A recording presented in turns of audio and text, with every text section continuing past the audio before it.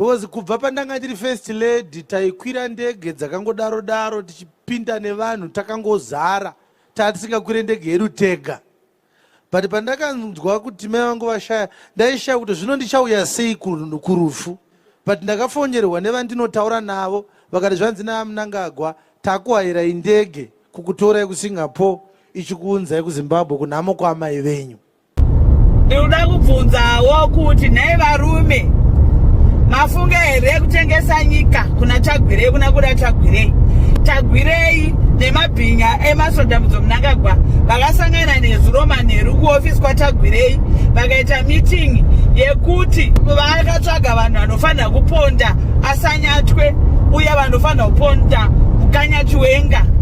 Ladies and gentlemen, kusangana kwatikuita zvakare pachannel ino, channel yeZim Witness TV yandinodzoka nema-updates akasiyana-siyana. Uye ndinoti kana kari kekutanga kusvika pano, ndinokumbira kuti ungobaya button rekusubscribe, then turn on the notification bell kuitira kuti usarasikirwe neevery update yandinodzoka nayo pano nguva nenguva. So, muri Zimbabwe ndine kumwe kutaura kwakaitwa iko naApostle Talent Chiwenga vachikota ivo mazwi akataurwa naamai Grace Mugabe mushure mekunge mai vavo vashaya ivo vari kuSingapore.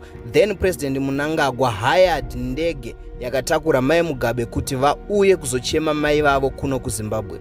So Apostle Talent Chiwenga vakabva vatora mashoko iwayo ndokubva vatanga ivo kutaura maonero avo pamusoro penyaya iyi.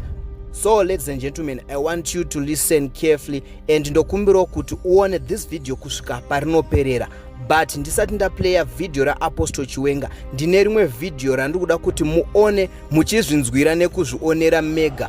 Video raSisi Kerina vachitaura ivo zvikuitika mugovernment of Zimbabwe, including kuda Chagwirei, Matuke Muda and President Mnangagwa. Asi uchipedza kuona this video ngatisangane mucomment section uchindiudzawo zvaunofunga pamusoro penyaya iyi. Asi ndapota musakanganwa kusubscribe, more content are coming. Basa rangu kukutsvagirai zviri kupisa zviri kuitika munyika. Ngatisangane mucomment section. Maswera sei muri yeZimbabwe? Ndini wenyu comrade sister Kerina Mujati. Information yandinayo ikai kuti nditosvika kumba ndiri pabasa raina ndiri muroad. Ndiri motorway handitozosvika kumba usiku. Saka ndinakana time yekuti ndingatomboti ndizvichengete pachipfuwa nekuti nyika yedu yatozotengeswa. Ndinoda kubvunzawo nemhuri yeZimbabwe, kunemi vanhu vari muZimbabwe National Army. Ndikuda kutaura nemi imimi muri muarmy kubva kumameja, macolonel, mabrigadier, mageneral. Ndinoda kubvunzawo kuti nhai varume mafunga here kutengesa nyika kuna Chagwirei kuna kuda Chagwirei. Nekuti izvozvi sonda receive phone call yapinda izvozvi kubva kuZimbabwe kuti Chagwirei nemabhinya emasodhamudzo Mnangagwa vakasangana nezuro manheru kuofisi kwaChagwirei vakaita meeting yekuti vakatsvaga vanhu vanofanira kuponda Asanyatwe uye vanofanira kuponda Mukanya Chiwenga nevanhu vese vanofamba naMukanya Chiwenga. Vamwe vanhu vacho ndakanga ndambotaura nezuro kunzi vakatosvika muZimbabwe kudhara. Saka kuda Chagwirei ana Muda nevanhu vese emasodhamudzo Mnangagwa mungade here kupondera vanhu vakarwira nyika nekuti imimi muri kushandiswa naAkusiria Mnangagwa nekuti akuzoti murume wake ane chirwere chevascular dementia. Emasodhamudzo Mnangagwa hasisiri in charge of our country. Nhai masoja ndati ndikubvunzei zvakare kuti inga tine vakasara mumasango ekuMozambique, kuChimoyo, kuTanzania nekumwe kwakasiyana-siyana hatina mbobvira tanzwa kuti vakatengesa. Inga wane varume vakarwira nyika nevakadzi vakawanda. Ko imimi manyanyotambura zvakaita seiko zvekuti mimi mafunga kuti murume mumwe chete anonzi Chagwirei nemabhinya ake ndo vakufanira kutora nyika nekuti vane mari yavakabira nyika yekuti vakukwanisa kukubhadharai. Varume musadaro. Ndanzwa kuti vakawirirana kuti vachapa ma-MP nemaseneta ma$300,000 US. Then vopa mameja ekuarmy ma$500,000, macolonel ma$700,000, mabrigadier ari kuendeswa ndonga pa700 then mamwe majunior mageneral anofanirwa kupiwa ma1 million kwete vepakati vanofanirwa kupiwa ma2 then avo madzakutsakwa ana Valerius Banda vari kunzi zvakabvuma kutora ma3 million. Saka ndati ndibvunze kuti motengesa here rusununguko rweZimbabwe nekuti muda kuti Tagwirei apinde panyika? Varume musadaro, Tagwirei mhandu yedu. Tagwirei iwe unofunga kuti unokwanisa kupondesa vamwe vanhu. Saka iwe unofunga kuti nemari yako yawakabeyo yoyo vanhu vese muZimbabwe vanofanira kusafa because of iwewe waibatsirwa naEmerson kuba zvinhu zvenyika yedu yeZimbabwe. Wauda kuponda vanhu nokuti all what you want to do is to be the Elon Musk of Zimbabwe. Hakuna zvakadaro, hakuna. Kana maona kuti zvamukanya zvakunetse mugovernment yenyemabhinya muburitsei mudzingei sada kuswera abuse vanhu. Tione kuti kana mabhadhara ma-MP mabhadhara vese vekumasoja tida kuona kuti unoitonga sei nyika iyoyo.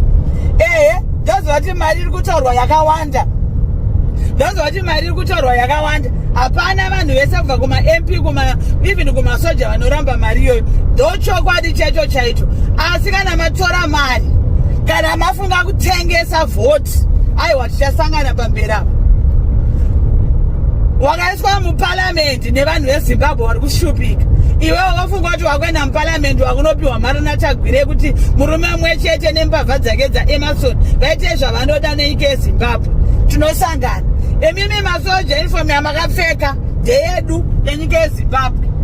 Mofunga kuti mimi makukwanisa kutengesa rusununguko rwevana veZimbabwe? Varume teererai, ndatadza kana kuti ndisvike kwandiri kuenda nekuti zvoni nyaya yandibata yandidzwisa tsitsi yandityisa kuti Tagwirei Mudha Matuke Mangwanya Chadzamira Garwe ndo vavaridzi veZimbabwe. Vana Zimbabwe vakafirei?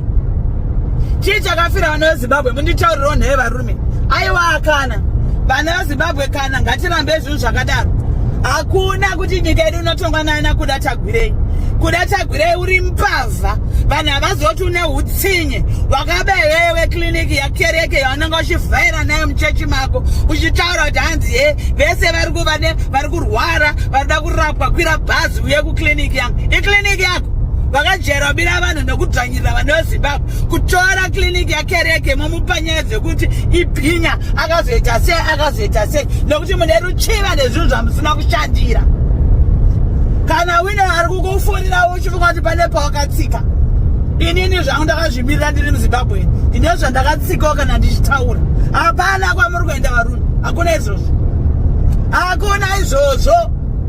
Kana varume vese vari kukutya muZimbabwe vasi kukutaurira, hakuna izvozvo. Vakajedzwa seregewo kuda Tagwirei namai vako vakakurera vachikufuridzira zina nebasa. Varume, nyika yedu yatorwa nemurume 1. Iye vanhu vamunangagwana kuda Tagwirei, ana Mudha, ana Matuke, ana Mangwanya ndo vane right yekuponda vanhu kuti varambe vari pachigaro. Ndo vane right here yekuti vaponde vanhu. Imimi ma-MP ana Chabangu mavhota makapiwa akabva kune vana veZimbabwe. Pasina vana veZimbabwe munovhoterani? Kana mafunga kutengesa vanhu veZimbabwe vanofanira kukupindirai mudzimba dzenyu kuti mupondwe. Because you cannot sell that, you cannot sell our country like that. Iwewe Tagwirei iwewe nokuti kuchengetwa nemasoja eZimbabwe presidential guard wakufunga kuti iwe unokwanisa kuponda vanhu.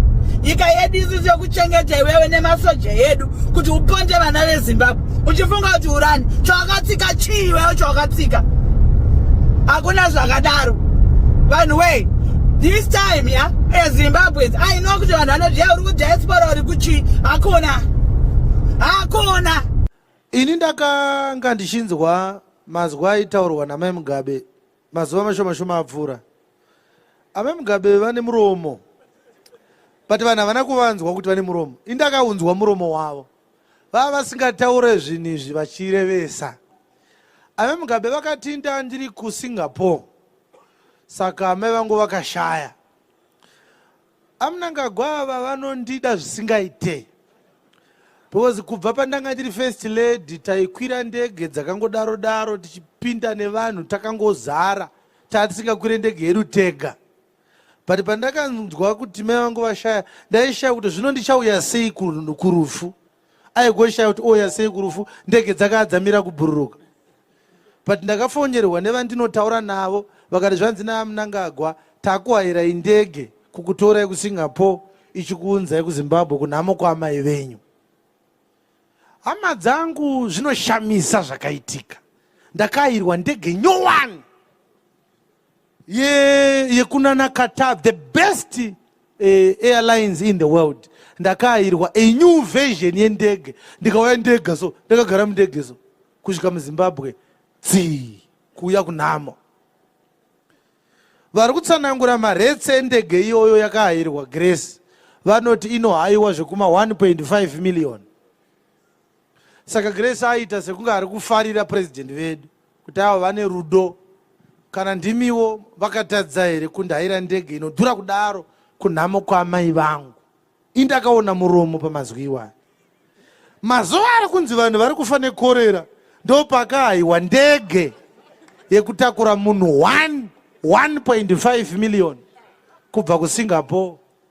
Saka Grace aiti tinovatenda nababa takaona rudo rwusingaite izvaita muromo. Takakuudzai kuti murume uyu anorwara mukati tinonyepa. Onai zvaaita. Munhu ane pfungwa dzakakwana anohayira munhu 1 ndege, nyika yakakuvara zvayakaita izvi. Saka Grace ndakamuona kuti ari kuita muromo, but aita achinyemwerera achiti tinotenda baba vedu vaMnangagwa vakandahayira ndege 1.5 million kubva kuSingapore kunochema amai vangu. Kwete vari kurwara vava vatofa zvavo pasina chekumhanyira, but vaMnangagwa vakaona zvakakodzera kuburitsa mari yenyika yakawanda kudaro kuitira amai vangu. Zvevari kurwara nekorera havanei nazvo vaMnangagwa, munongochererwa kana mafa.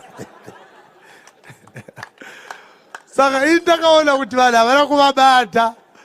Vanhu vari kufunga kuti vaivakudza. Aiwa hapana. That was a seriously sarcastic statement. Vari kuburitsa kurwara kuri kuita mukuru.